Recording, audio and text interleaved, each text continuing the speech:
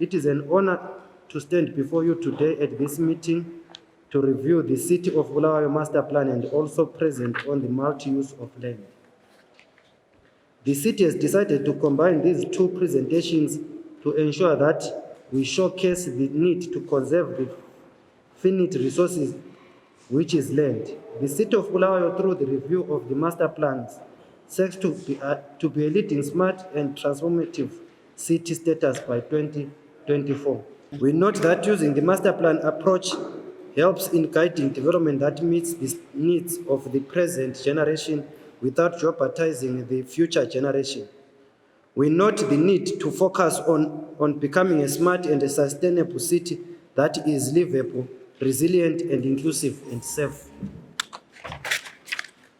In this discussion, we need to come up with a sustainable solution in the development of Bulawayo in the future. This includes the use of solar energy. It is noted that solar farms take a lot of space. As a city, we have seen the need to have multi-use of land, that is setting up solar farms in cemeteries, waterworks, and sewer works.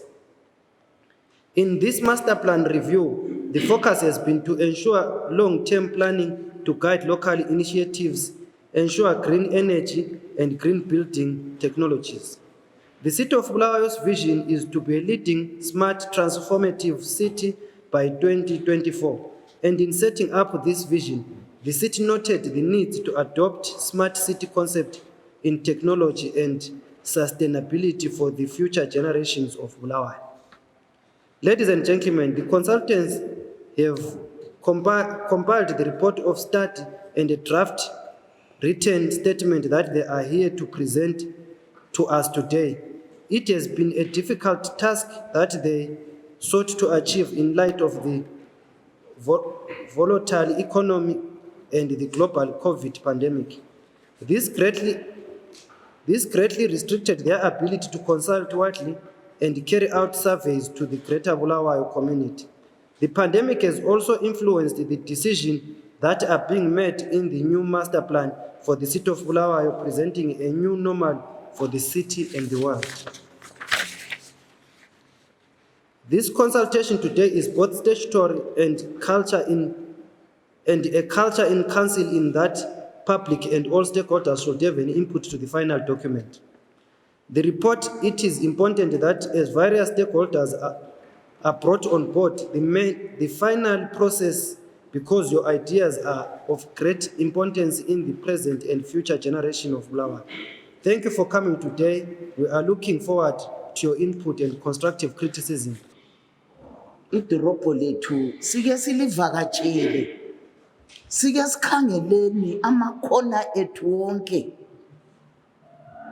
sibe able to review i-master plan yethu. As I was reading in the morning, ngakhangela i-Country Park izolo ibisesimeni esibi ngama-floods, onkulumane omganwini, and so on. Where did we go wrong? If ever we went wrong. Saphambanisa ngaphi? Kuphambaniseke ngaphi? Ngoba asomlando kabani, umlando wethu sonke njengabantu bakaBulawayo sifuna kume njani? Sifunani ngaphi? Sifuna ukuthi kukhangeleke njani ngaphi? Kuyini esikufunayo njengoBulawayo? Sifuna ukuhlala kunje yini? Bakha abakhayo sisuthisekile nge-setup ekhona. Uma singasuthisekanga, kumbe uma sifuna ukunonisa, sinonisa ngani, njani, ngaphi? Singaku-analyze bekuzaba kuhle. Mina bengizafisa baba mayor ukuthi from time to time uye uthatha abantu lihambe ku-waterworks, abantu bebone emadamu ukuthi amiso kumbe endaweni enje kumiso. When they come back bahlala abantu ukuthi sibone so aluba kumaso. Khathesi sikhuluma ngemganwini, bakhona abangazi emganwini. Nxa sikhuluma ngeCountry Park ukuthi iba lama-floods, bakhona abangazi eCountry Park. Masikhuluma ngeMahachula, bakhona abangazi eMahachula. Kanti vele limi njani idorobho lethu?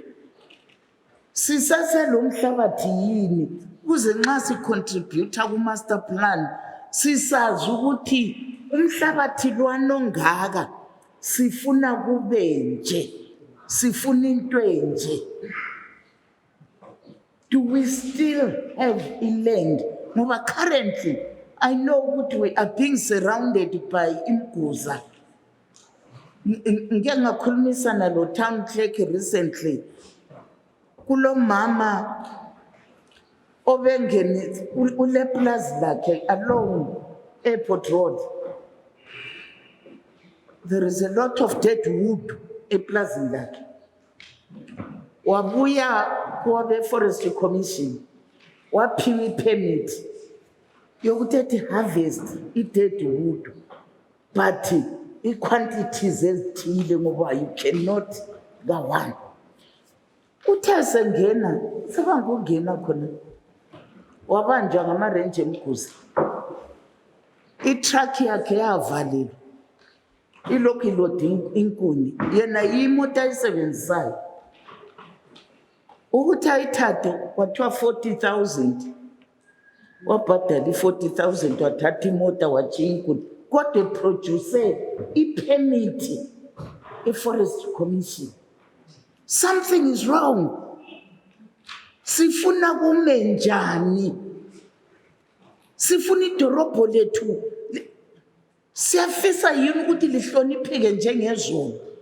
Uma silwayisa ukuthi lihlonipheke njengezolo, sifuna kube njani?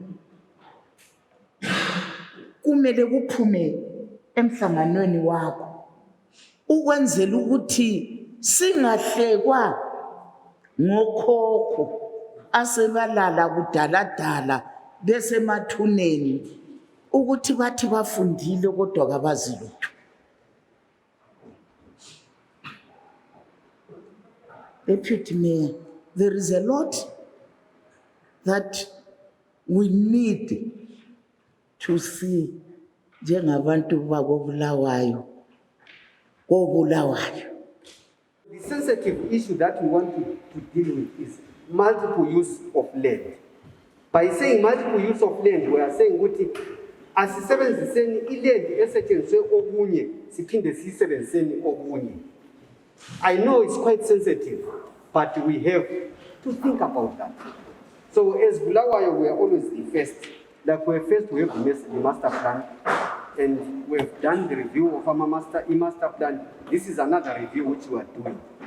So what we are saying is, what should we do? Because our solar farms, we need to go green. We need green energy. But a solar farm, like it was said, would tata in our enkulu. Itata in our enkulu, that place you can't use it for anything except it. Then we are saying, let's look around Bulawayo. We've got our cemeteries. Those cemeteries, we've got our beloved, our Pumula Konap, but Pezu, Agulani. So we are saying, in multiple use of land, let's use Pezu, to sifage ama solar farm. Then, abaleleo the beloved, Babe Kona Konapo. That is the multiple use of land. So someone can say, we must always be the first.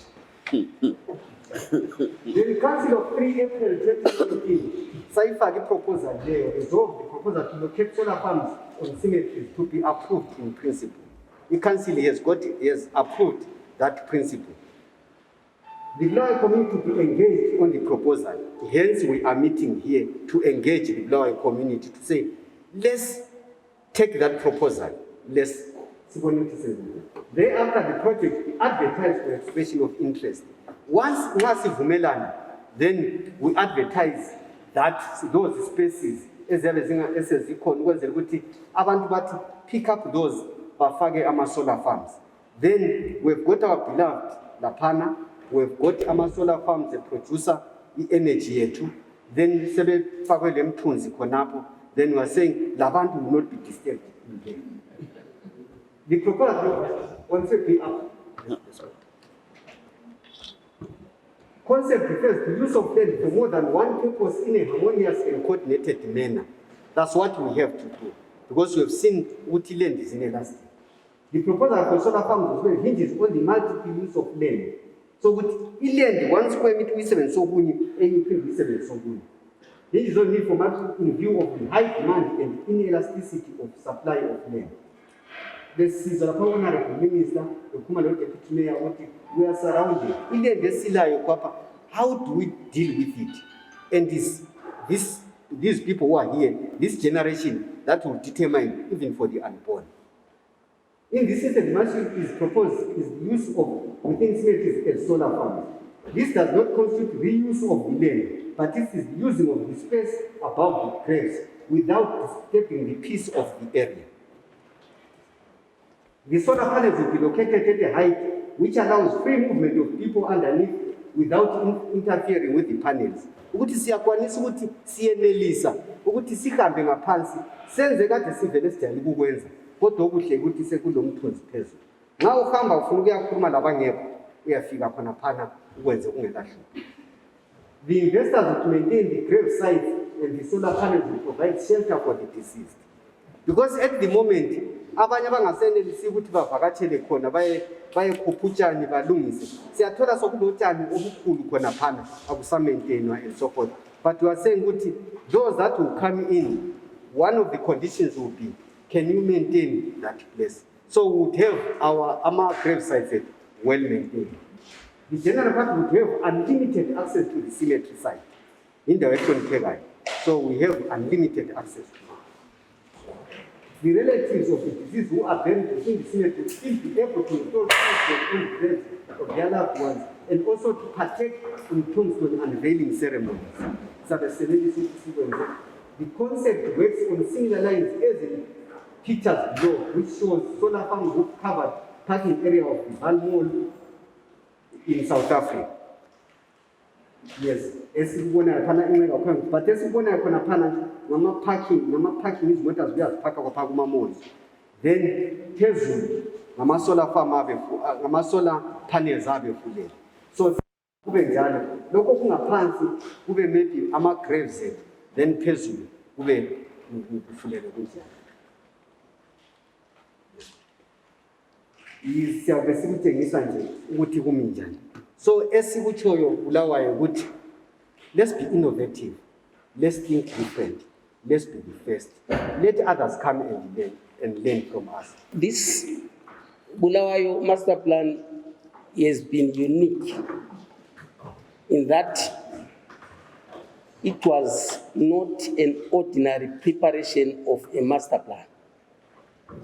We had to review the 2000 to 2015 master plan, and that took intensive consultations of implementing council departments and other stakeholders. We completed that, and in October 2019, we presented our findings. Generally, we found that council had performed reasonably well under these difficult conditions. Between 35 to 40% achievement. And we thought that was fairly good. And then concurrently, we were making a study of the existing conditions, of the existing situation in the city. But fortunately, inkokeli esezikhulumile sezisummarizile i-situation yo. And in fact, they even went to proposals. A master plan is going to have 4 volumes. If first volume near review, we've done that. The second volume, Enkulule,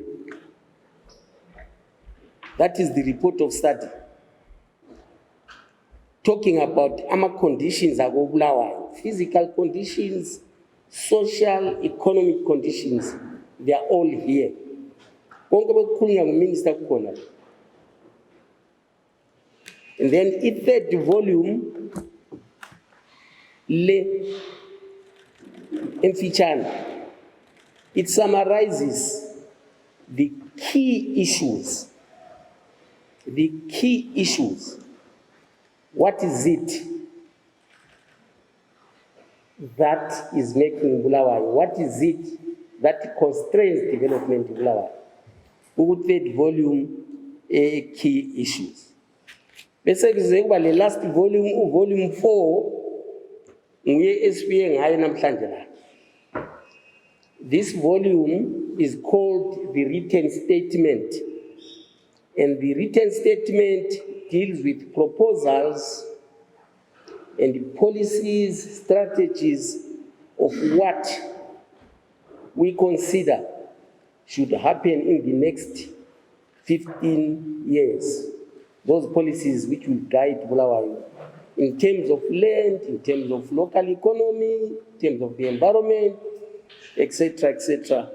Those are covered under volume 4, which is what we are going to present today. Those proposals are also presented and summarized in a map called a written statement map, Bulawayo City Council proposals. And that map is on soft copy, so any interested stakeholders may access that, may send that to yourselves. Bulawayo has a lot of peculiarities. It prepared the first master plan, and it's also the first local authority to review. So this master plan that we reviewed has been operational from 2000 and up to about 2019. But there's been a changes in terms of the socio-economic status. So the city saw it fit to review the operational master plan. But legally, though it has been overtaken by events, it's still operational unless and until the one that we are presenting has been approved. The report of study has been presented to the city, and it is out of that report of study, that volume 3, which discusses key issues, opportunities, and challenges, is the basis on which we are preparing this written statement. And then the written statement is a policy document which gives a development framework for the city for the next 15 years. It is based on population projections. Based on that population projection, that's where we derive the land needs. Assuming that our population will be 2 million, then we'll be saying how much land do we need to cater for that population? The existing population had been reflected in the report of study, and in the written statement, we also make some projections. Out of the identified key issues, that's why we are saying, what is the vision for the city? The Honorable Minister has indicated that we are saying, what type of city do we want? How do you want Bulawayo to be like? I have a friend who lives in Harare, but his father used to work in Bulawayo. Whenever he visits me, he says, this is not the same Bulawayo that I used to come when I was young. Can Bulawayo do better, because we always benchmark on Bulawayo. So I hope, being here, we are in a position to try to do the best for the city. I'll start on the section on population projections. The city has people who are living here, and they constitute an important variable in terms of determining the future of the city. We looked at 3 scenarios: the low population growth scenario, the medium growth population scenario and the high growth population scenario. But basically, looking at all the scenarios, we have some general facts related to the population. The first one being the birth rate is slowly falling. In other words, it's reducing, mainly due to increased use of contraceptives and the desire to have smaller families. And also the cost of living also has a role to play. Within the city used to be the industrial hub. The question one may ask is, we still have rural to urban migration. Why are people still coming to the city? I have no answer to that. You may also assist me. But the bottom line is that migration is still occurring due to rural poverty, landlessness, and aspirations are among the youth to have what we call bright city lives. They are foreseeing better living standards in the city. The impact of HIV, AIDS, and other pandemics are being felt, and of late we now have the COVID pandemic. And Bulawayo, I'm not sure of the statistics of late, but we have been leading on that. And then the population, as per 2012 census, is relatively young. Nearly 60% were under 24. As a result, we have more people in the fertile age group, and these, due to natural increase, will continue increasing the population. And there has been also a decline in terms of life expectancy. So these are the broad facts which we are looking at all the population scenarios, what may contribute in terms of growth. And basing on this, you may be aware that the 2012 population census, there were a lot of arguments. The estimate for Bulawayo was 653,000.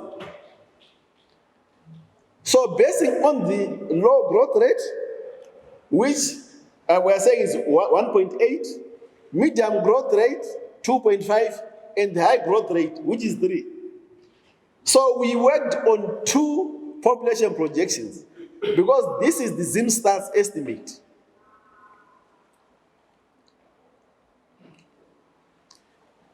We also considered our estimates basing on what the city of Bulawayo was saying, what is their population, which was about 1.2 million.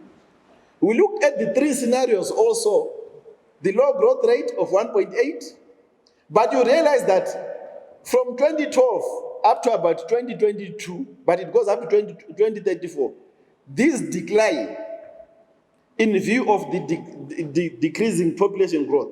The same applies, medium growth, we started at 2.5, 2.3, 2.2, 2.1, and I think by 2034 we are saying maybe we will be at about 1.8. And the high growth rate, estimate 3% growth, 2.7, 2.5, and so on. Because we wanted to balance the estimates from the city vis-a-vis what ZimStats were saying.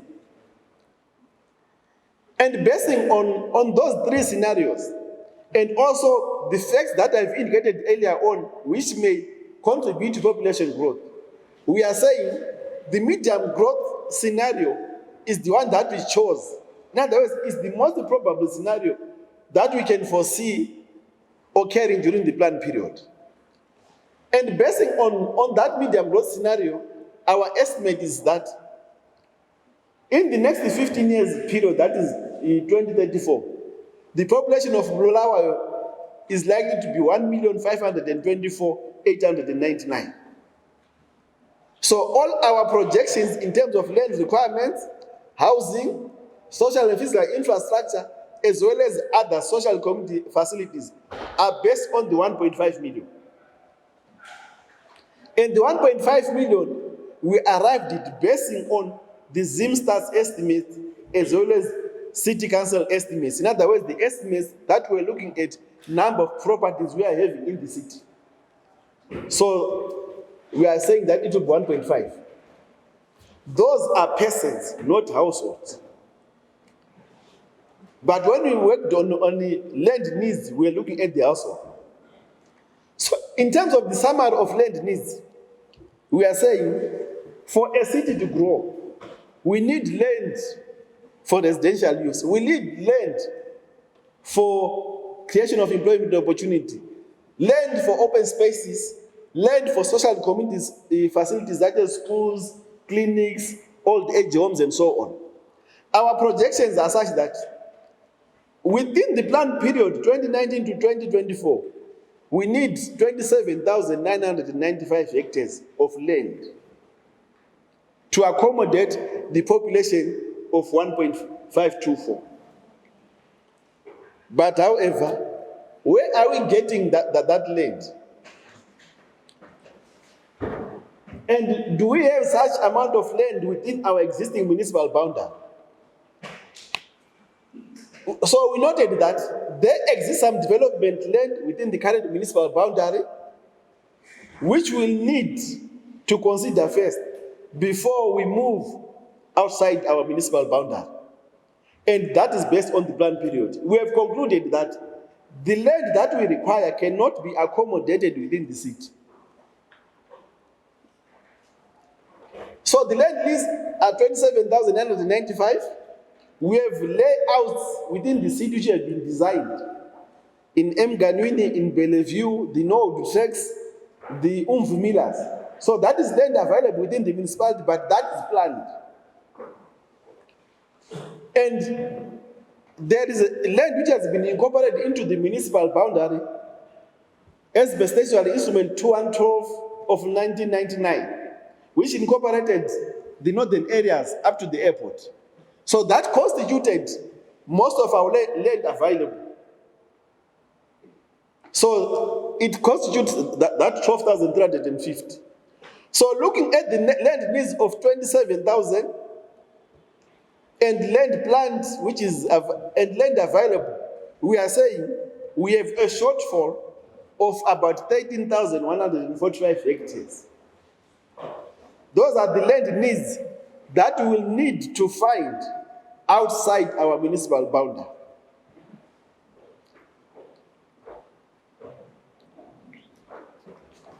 But nonetheless, what vision do we have for the city? A stakeholders workshop was undertaken, as well as through consultations. We formulated this vision. Bulawayo will continue enjoying its status of being a leader in local governance in Zimbabwe. This will be achieved by ensuring that it is well planned, which is what we are doing. It is vibrant. It is an all-inclusive area of opportunities, and a major industrial and economic hub in the country with secure water supplies and appropriate physical and social infrastructure. There was a time in the 1990s when it was noted that a lot of industries were moving away from Bulawayo, citing insecure water supplies. So we are saying, to attain this vision, to attract investors, to continue being a leader, to continue being an industrial and economic hub, let's also look at having a secure source of water. And I think this one, we can attest to that.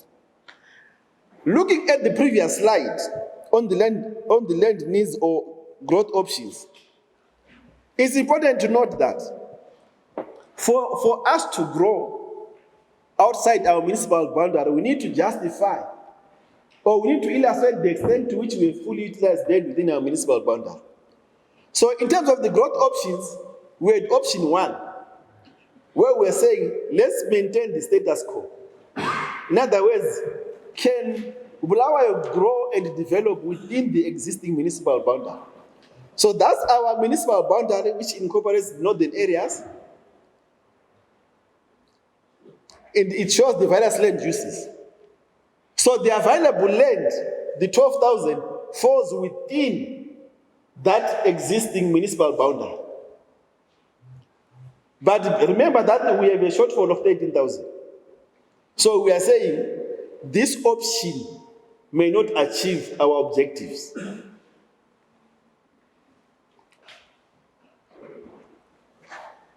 The growth option, which is comprehensive compact development.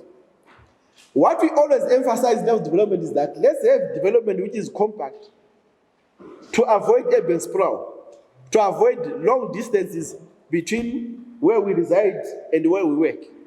So that's why we always have that aspect of being, so let's try to be a compact city. But in being comprehensive, let's look at possible development, all the sides of the city.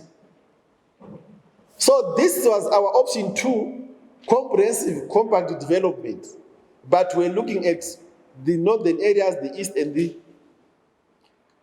the southern and southeast. And then we have what we call incremental compact development as another option. Incremental meaning bit by bit. But how feasible is that? It will show that maybe we haven't planned properly. But we are saying, let's look at increasing bit by bit throughout or all the sides of the city. So these are the 3 growth options that we considered in formulating, in achieving the possible growth option. But out of these 3, we need to have an option. I think you realize that option 1 is already out because it won't meet the land needs. And then options 2 and 3, they call for the master plan boundary to achieve compactness as well as ensure full utilization within the municipal boundary first. But however, we have chosen option 2, I'll go, this option as a possible growth option. Or let me say we have proposed, because we are here to consult and we are still to consult more. Because to the southeast here, we have already areas such as the Red Moors, which are on the edge of the boundary. We have areas to the northwest, which are near County Park. We have areas to the east, which are near Kilanis and so on. And towards the south, near the Douglas Dales and so on. So these are the options that we are saying. Let's look at possible areas that we can develop, which can coordinate, because the road linkages may mean the existing roads vis-a-vis the proposals and so on. So this is the option that we are saying it would achieve our growth option, possible growth option. Note that in choosing these growth options, we have what we call the goal achievement matrix. For example, the intention of preparing a master plan is to ensure that there is orderly development, there is coordinated development, there is compactness, and also the goals are achieved. So we are saying the goal achievement matrix, which of course those who may get soft copies upon request, you will see the criteria that we used, some of these that I've indicated, in choosing this as the best option.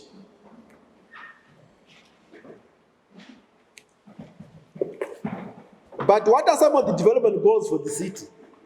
We are saying the city should be developed, but what are some of the goals? The first goal, for example, is to ensure availability of suitable land to meet the future needs of Bulawayo until 2034. When you talk of the future needs, remember, you cannot divorce the population growth that you want to accommodate as well as the land needs. So out of those, we have policies and strategies that we have formulated to do with identification of land within the municipal boundary, which we have done by identifying areas which have been subdivided and also identifying areas where there is potential for development still within the municipal boundary, which I'm saying it's almost 12,000 something, but it can't meet our needs. We are saying suitable land to meet the future needs. Some of this can be achieved through subdivision of large plots into smaller plots. We know that some of these properties are privately owned, but the whole intent is that we are encouraging those who own large properties to subdivide so that at least other people also can buy proper land from them so that they can develop. So that constitutes also availing land. The other goal also, which is related to the economic base, is to establish a strong and sustainable local economic base in Bulawayo. How are we going to do that? What are our proposals? To ensure adequate and suitable development land is made available for industrial and commercial development. So we identified areas which can constitute growth of the industrial and commercial base, and then to promote and support strong links with agricultural activities. We are surrounded by farms. But to what extent is most of that produce, and most of that produce coming to the city, but to what extent are we having processing and so on? Why can't we try to promote and support for possible linkages between the hinterland and the city? To identify anchor projects and closed or declining industries for revival. You may be aware that there's been an outcry to say we have industries in Bulawayo which are no longer fulfilling its purpose. So the issue is, how can those industries be revived? Remember, we have been declared a special economic zone by government in an effort to resuscitate some of those industries. So it's important for us to say, what type of industries can we have in the city? Let's look also, in terms of the economic base, small and medium enterprises. Are they accommodated? Let's look at the informal sector. Is it now the economy of Bulawayo? How are we accommodating it? How can we promote synergies between the informal sector and other economic activities? Are there linkages? So those are some of the issues that we looked at. The third goal, to ensure that provision is made for adequate social and community facilities to meet the city's needs during the plan period. We are looking at the education sector, for example, where we are proposing that there is a shortage of ECD facilities. We established that there is a shortage based on the population projections as the age cohort. We are looking at 52 new preschools, ECD facilities, being provided within the city. Primary schools and other ancillary facilities within residential neighborhoods. Currently, we are having what city? We are having some residential areas or neighborhoods which do not have such facilities. So, these facilities, primary schools and other ancillary facilities, laboratories and so on, they have to be provided for. So land will be set aside for that, or has been set aside. Development of a range of tertiary education facilities designed to meet the needs of school leavers and adults under continuous education. In particular, council to support 1, the development of government vocational training colleges, 2, skills training centers. What has happened to the school leavers program which has been undertaken by the city?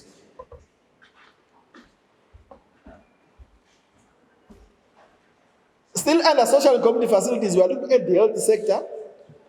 We are proposing that there should be an allocation of adequate resources to equip existing as well as construct proposed healthy facilities. To what extent do we have healthy facilities in each and every residential neighborhood? So the number of facilities which are in short supply has been indicated in the document so that we cater for all the residential neighborhoods. There may be also need for additional hospitals to meet future population growth. There need to be expansion of some clinics to include maternity facilities, and then additional local clinics to meet future population growth. Because ideally, we expect someone within Country Park to access healthy facilities within Country Park, to access community facilities within Country Park, such as schools, such as commercial facilities, and where possible, let's have, like I indicated, small-scale industrial activities within the neighborhood, so that at least people can be near their places of work.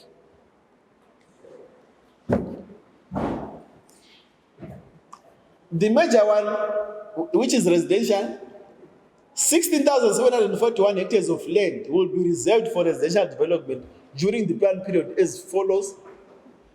We are saying let's cater for the high, the medium, and the low.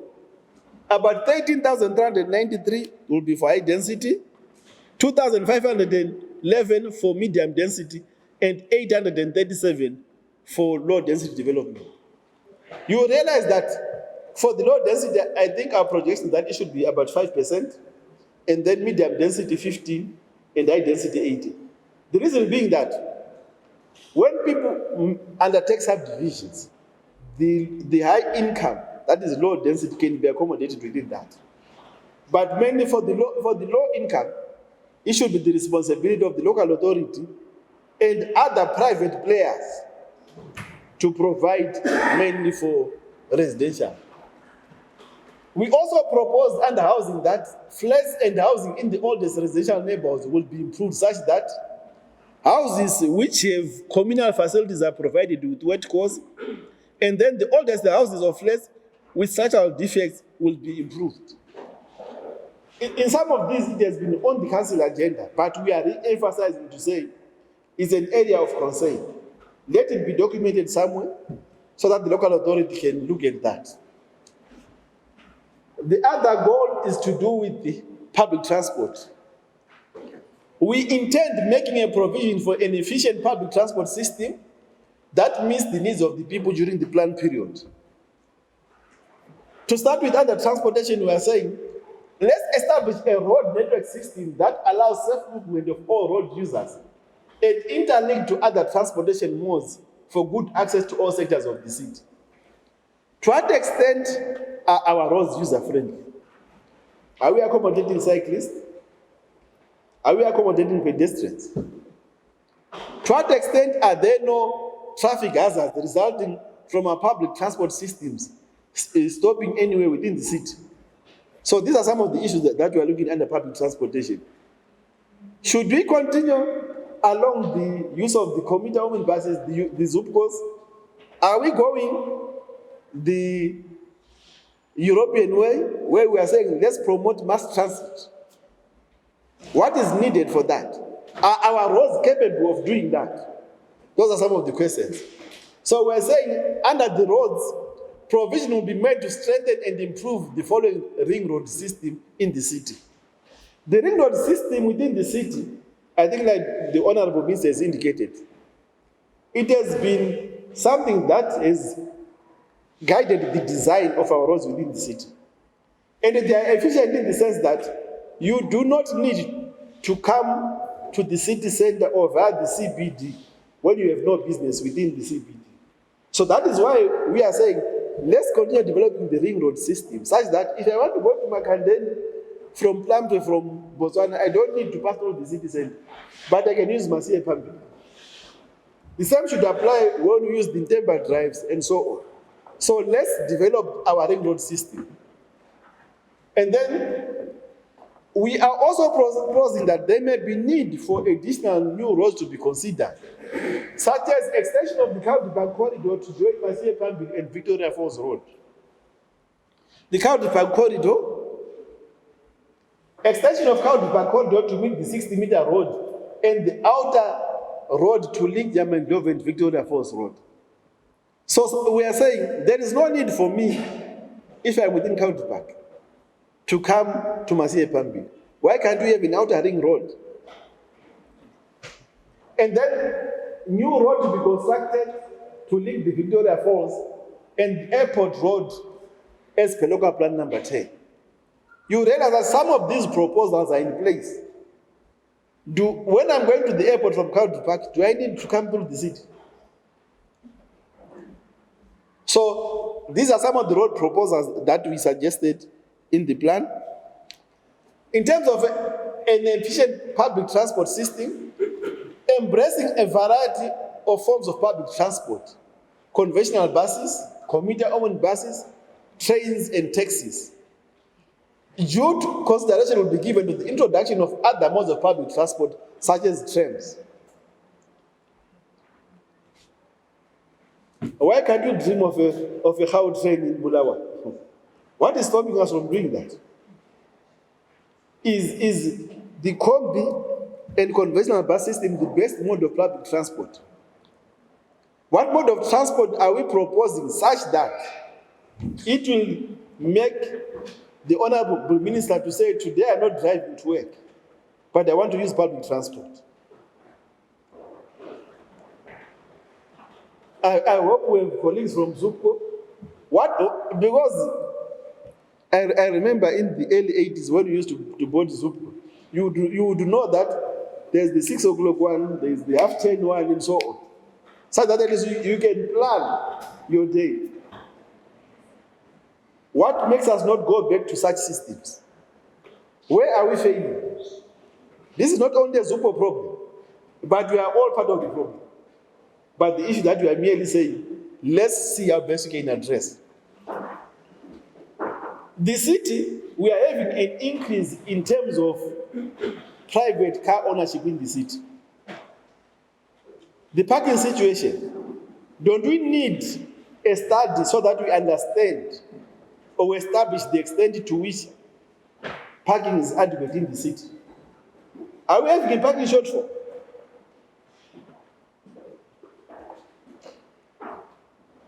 We have challenges, or we have a lot of these huge trucks traversing between Zambia and South Africa, and also from Botswana and so on. To what extent are these forms of transport or traffic being accommodated in the city? You go to 50th Avenue by Total there, around 4 in the evening or so on. They park there. Why? Don't we have such sites? If they are there, why are they not being developed? So those are the questions that we'll try to answer some of these issues as per our proposal. And then we are saying the city shall prepare, adopt, and keep under review a traffic management plan for the city with special emphasis on the city center. It is important to note that in an effort to bring sanity to the public transport system, the establishment of companies, which the city was taking the lead, the establishment of a public transport policy by the city was aimed at doing that. Has it achieved that? The policy document is there. Where are the challenges?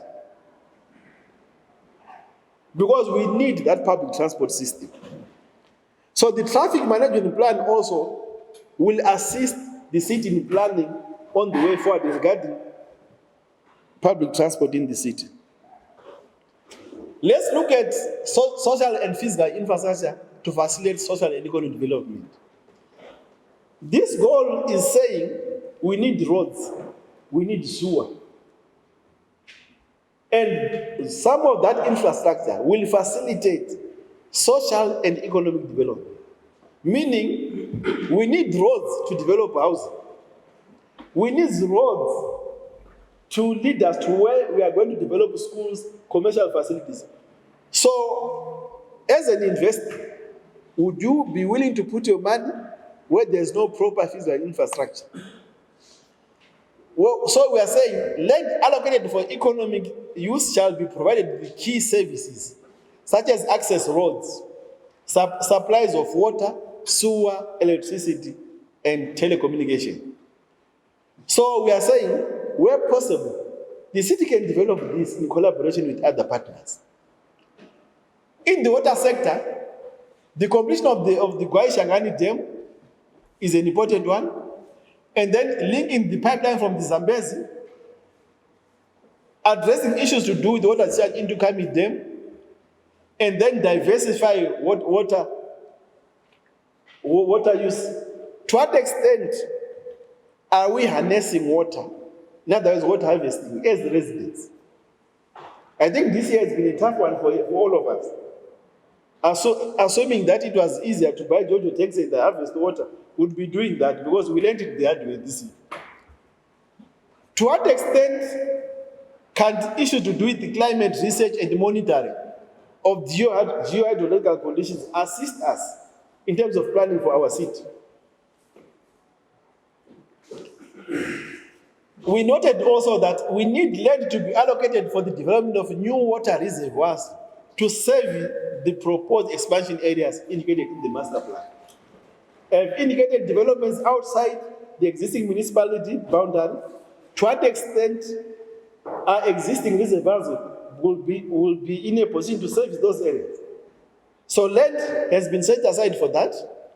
In terms of sewage treatment facilities, this also will be provided within the city.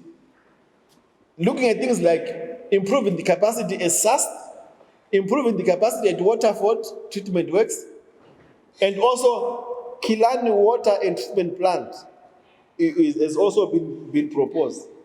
The new County Park Treatment Plant will pave way for decommission of Magwegwe, Lufeve, and also County Park. So you are saying that we are foreseeing what may happen in the future. We are letting possible areas of development and possible infrastructure that we need for those areas to be fully functioning. So all the areas that we have proposed outside, we have made a proposal for a reservoir or for a sewer treatment plant, depending on the extent to which existing plants can service that. But bear in mind the issue with the population increase, we are saying they may not all cope. But the city, during this plan period, has rehabilitated some of those plants.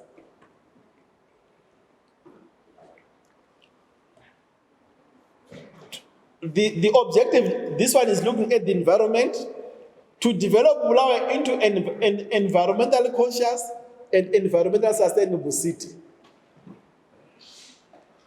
Street improvement, that's another proposal where we are saying it will enhance the soft and hard landscaping and ensure good and quality and harmonious environment. If you drive in Selborne, in the suburbs, you will see a difference. Some of the trees, of course, they are now very old, but during the rainy season, you'd love to drive in that area. To what extent do we have such landscapes within our neighborhoods? We have developed boundary walls 2 meters high. How is that appealing aesthetically? Let's also look at improving tree lining of the main streets by protecting existing and replacing old or damaged trees. Let's improve landscaping along the main thoroughfares in the city. We have the Harare main road, Victoria Falls main road, Plumtree main road, Gwanda main road.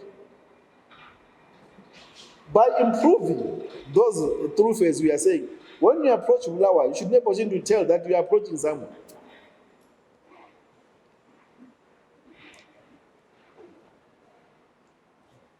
The city should engage on a planned rehabilitating initiative for disturbed land within the master plan. This may include rehabilitating excavated land and deforested areas. I think this one is clear. And then we are looking at consider developing a properly engineered landfill with methane recovery facility. We are saying that we are looking at the future.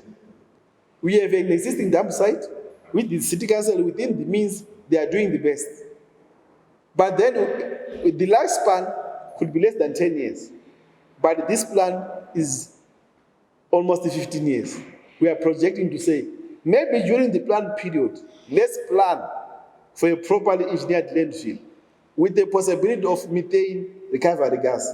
That will complement what my colleague, Mr. Siziba, has been talking when we talk of the solar projects. So the landfill that we are foreseeing being developed or initiated during the plan period should have way bridges, methane gas collection system, security, and any other ancillary facility. The gas system we are looking at as being important. It may allow for the generation of energy for the city in a context of energy shortage in the country. So that's why I said that it will be complementing what Mr. Siziba has been indicating. In terms of finance and management, let's have a forward-thinking management for Bulawayo with adequate resources to meet the needs of the city. The city will continue to seek ways and means of obtaining or raising finances to fund projects, programs, and service delivery. We are all ratepayers. To what extent are we meeting our obligation? To what extent do we want services that we haven't paid for? We may be paying, some of us, but the issue is that most of us are not paying.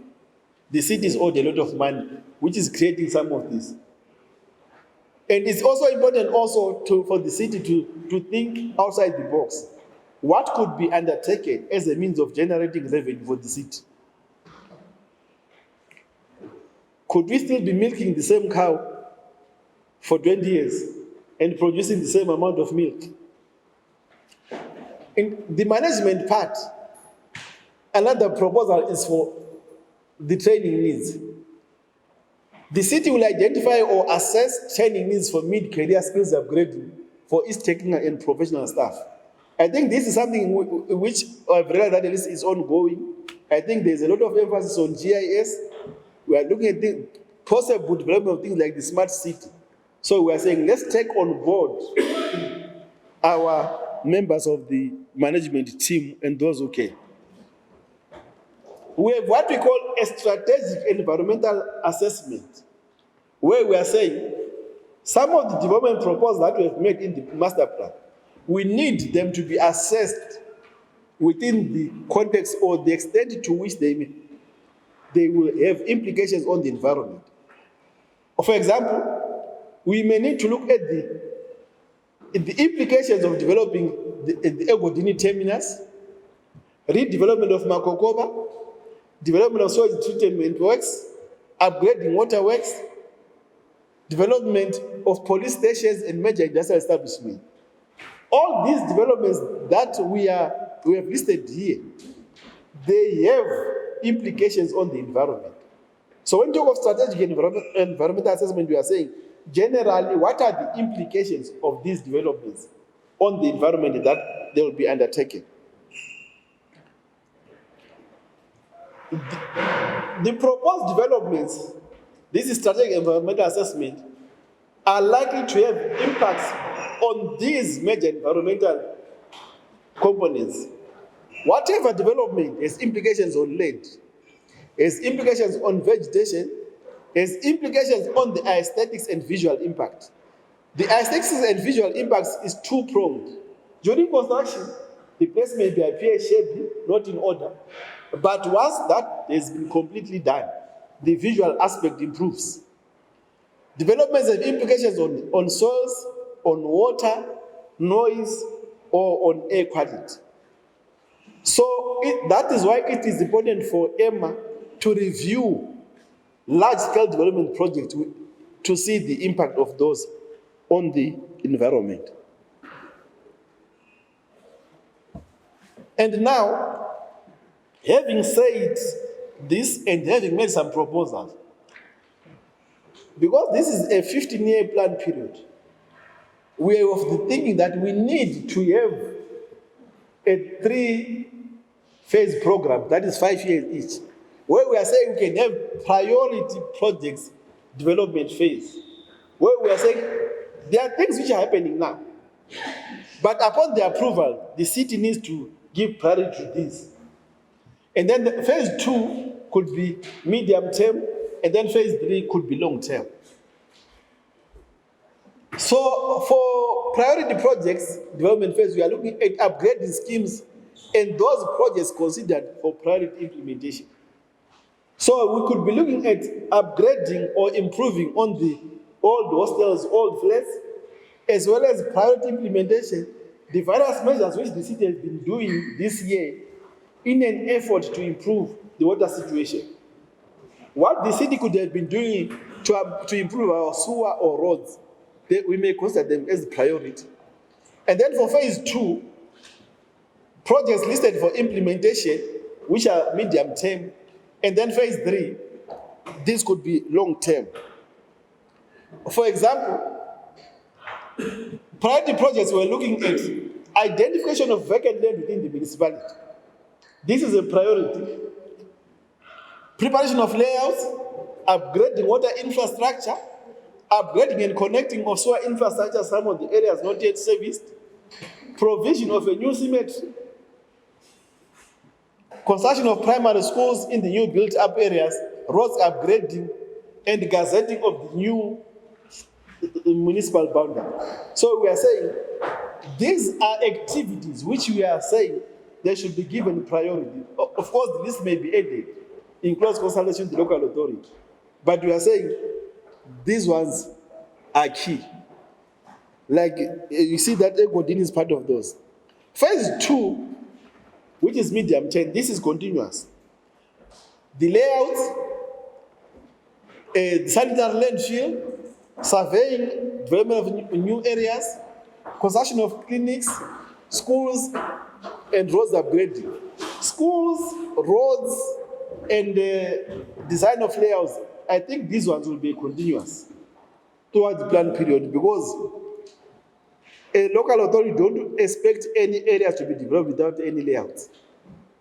So this has to be a continuous activity.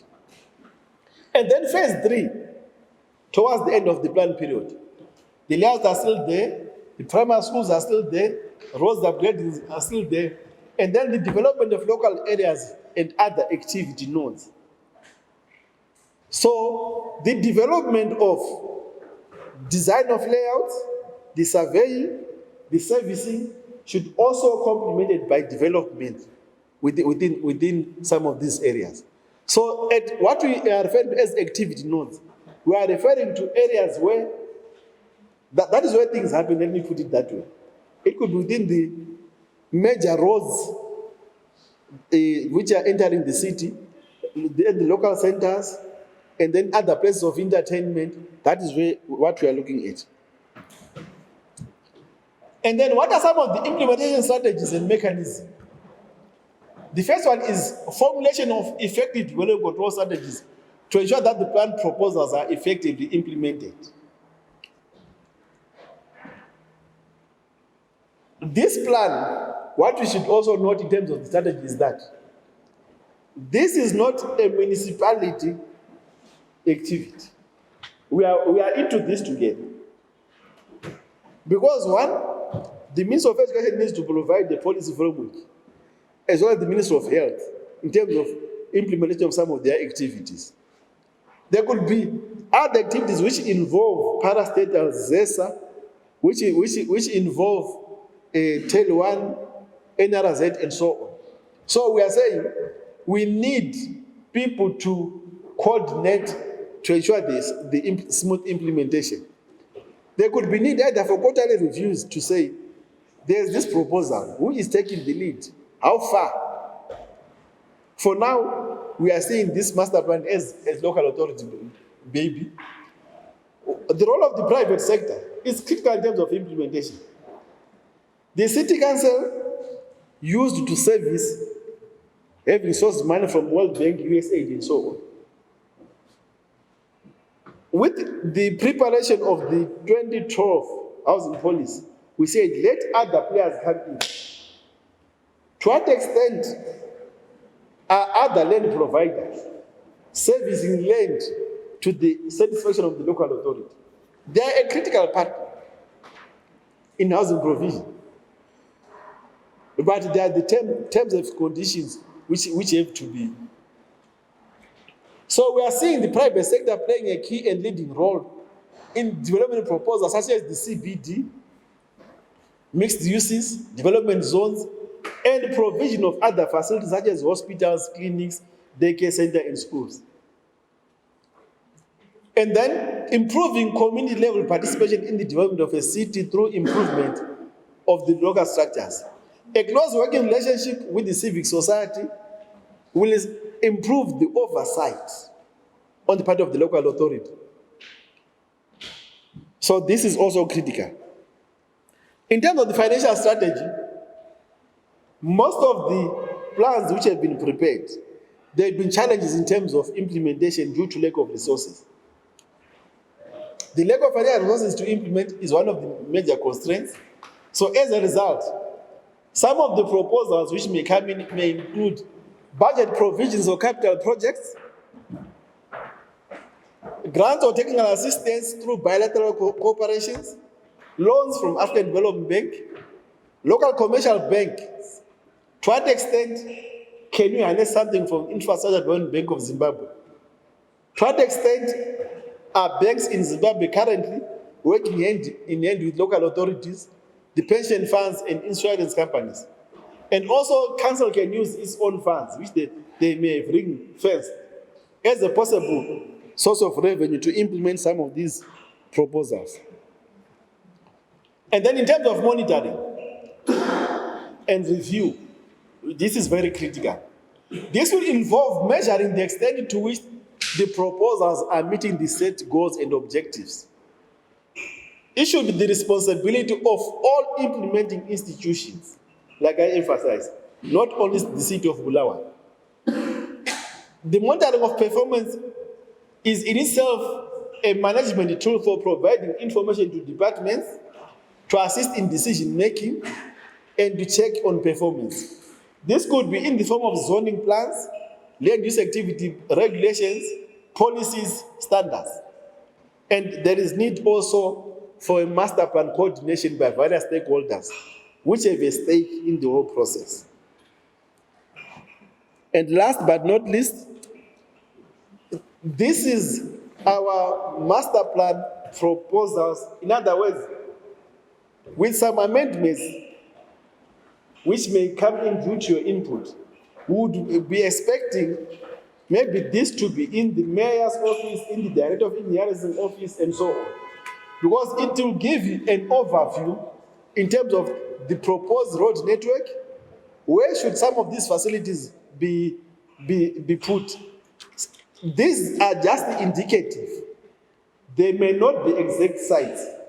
Because for some sites, there may be need for some studies to be done in terms of the soils, in terms of the geology, to see the suitability. But on the overall, so far as a starting point, we said, this is the level that we are foreseeing, and this is where we think some of the facilities may be allocated.